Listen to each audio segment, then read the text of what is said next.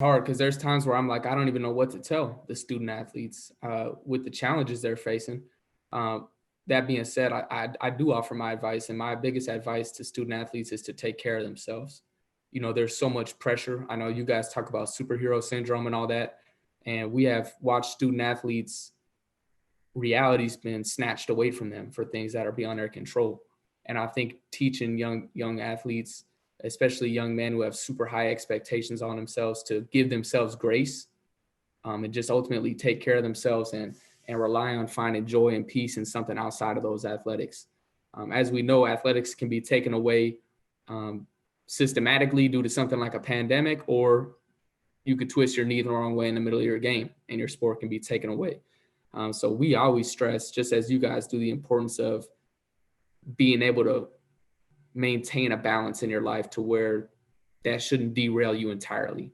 Now, I'm not saying student athletes shouldn't be disappointed. They shouldn't still feel frustration and anger during some of these, suspensions and cancellations of seasons.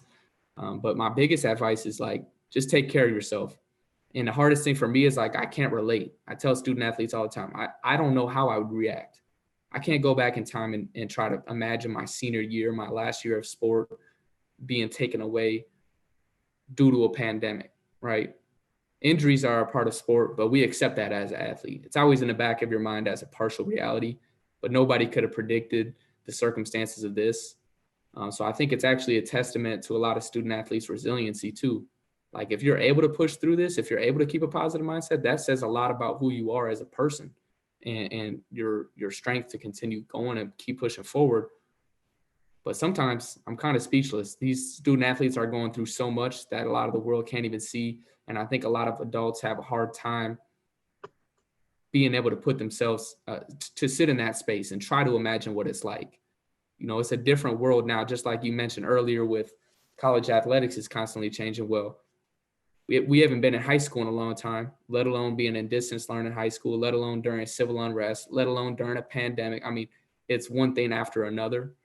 So I think the biggest thing is like, just please take care of yourself, however that looks, whatever you need to do, because life will go on. We will move forward through this. We want to make sure that you're just the best version of yourself as you were before, as we are coming out of it. Definitely. Let us be the ones to say on here that we commend you for what you're doing, especially to be honest with the athletes and let them know that, hey, I don't know what you're feeling like.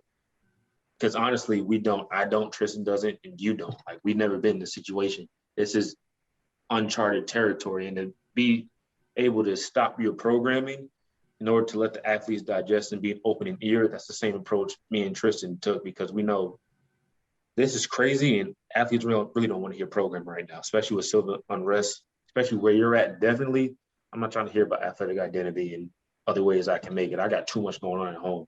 So for you to even pull the books back and like, wait, we can program in January when we can really get these kids face to face. Because everyone on this call knows that face to face when you really get to dive into a kid and really get to hone into them. And like I said, I commend you for that because this times we're going through, like we all said in this podcast, it's unprecedented. And for you to be honest, to be open and be candid with the athletes, let them know that you don't know their situation, it takes a lot to do that because there are a lot of people when this pandemic happened, they try to push out content in order to keep their business growing. But you understand that it's more than business, and you understand that we're here for the student athletes.